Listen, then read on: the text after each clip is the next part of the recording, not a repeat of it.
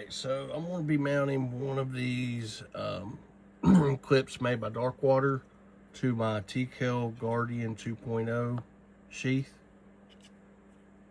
I'm going to be using hardware from a Alti-Clip Slim 3.3. You could probably use hardware from any Alti-Clip. I just happen to have like 4 or 5 of these laying around. But this hardware will work. And there's probably a ton of other hardware you could use too. This is what I have. And I know it works, so. Alright. See the size I want.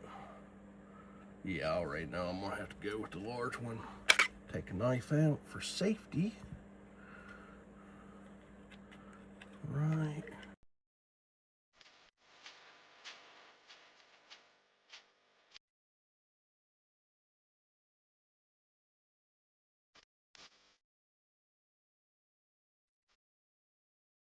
Right.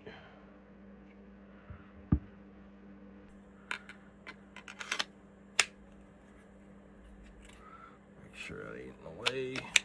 Still.